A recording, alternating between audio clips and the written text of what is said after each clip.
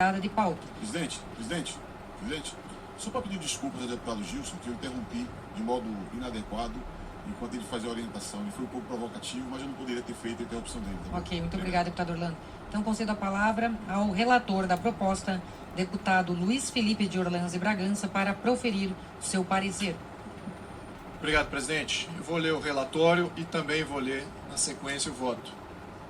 Então, essa proposta de emenda... Bom, antes que eu comece, eu queria parabenizar o deputado Reinaldo Stefanes, que está aqui do meu lado, pelo seu esforço de coletar assinaturas por esse projeto. Teve um grande sucesso. Acho que outras pessoas do nosso lado, do espectro político, tentamos fazer a mesma coisa, no mesmo sentido, mas com muito menos eficácia. O senhor está de parabéns como parlamentar, como articulador.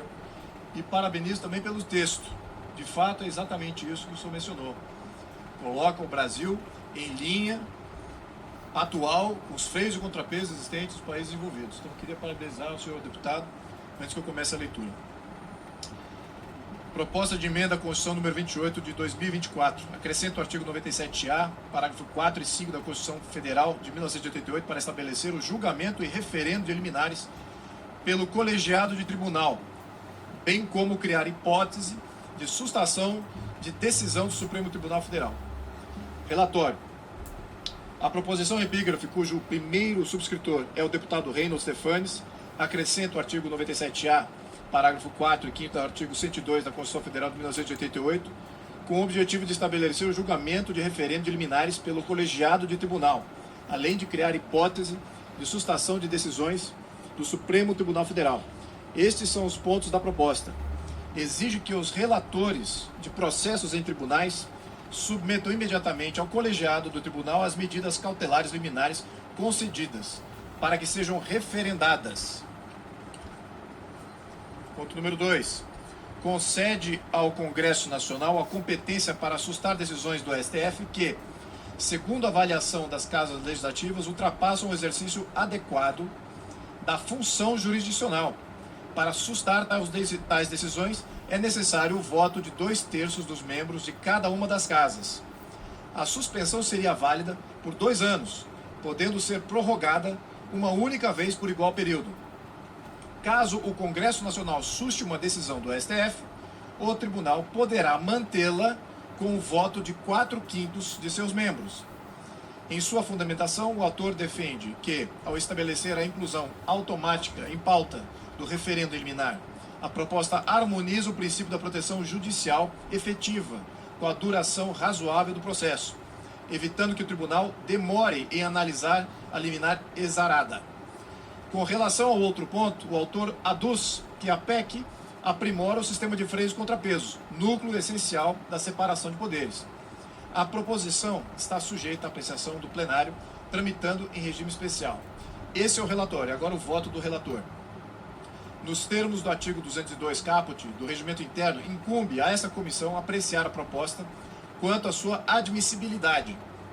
A proposição foi apresentada por mais de 1/3 dos membros da Câmara dos Deputados, conforme atestado da Secretaria-Geral da Mesa, obedecendo-se, assim, à exigência dos artigos 60, 1 da Constituição e do 201, primeiro do Regimento Interno. Examinando seu conteúdo, vemos que não há qualquer atentado à forma federativa de Estado, ao voto direto, universal e periódico, e aos direitos e garantias individuais. Também entendemos que a proposição não atenta, nem tende a abolir a separação dos poderes. O inciso 3, parágrafo 4º do artigo 60 da Constituição Federal não impede, de antemão, toda e qualquer reforma que vise criação de mecanismos de controle recíproco entre os poderes. O Supremo Tribunal Federal, na ação direta de inconstitucionalidade, número 3.367 do Distrito Federal, decidiu que a criação do Conselho Nacional de Justiça pelo Congresso Nacional não violou a separação de poderes, considerando que a função jurisdicional típica do Poder Judiciário não havia sido afetada. Da mesma forma, a proposta em comento não viola tal preceito, visto que a decisão final ainda será do Poder Judiciário, conforme o artigo 5º inserido no artigo 102. O aprimoramento do sistema de freios e contrapesos, checks and balances, aqui proposto é plenamente constitucional, uma vez que preserva inalteradas as funções típicas dos poderes, bem como a autonomia e o livre exercício de cada um.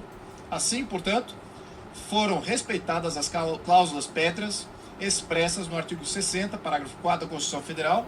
Não estão em vigor quaisquer das limitações circunstanciais à tramitação das propostas de emenda à Constituição expressas no artigo 1º, no parágrafo 1º do artigo 60 da Constituição Federal, a saber, intervenção federal, estado de defesa ou estado de sítio.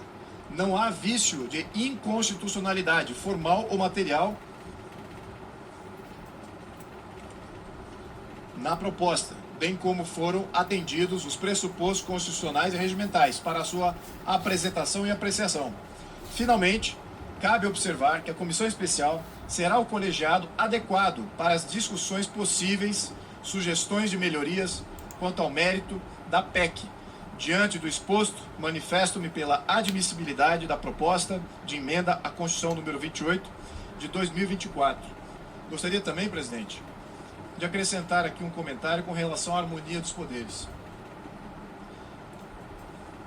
Eu vejo que há muita discussão com relação a esse tema.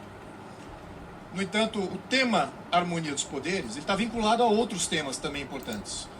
E é um grande privilégio, como parlamentar, como instituição, podermos discutir a harmonia entre os poderes. Muitos países já estão vítimas da tirania. Não podem sequer debater como harmonizar os seus poderes. Mas quando se fala em harmonia, temos que falar de alguns princípios aqui que têm em conjunto, que agem conjuntamente. Primeiro, a questão de concentração de poder. Para ter harmonia, não pode se ter concentração de poder. Isso é um princípio basilar da tirania, concentração de poder. E é basilar, contrário ao Estado de Direito.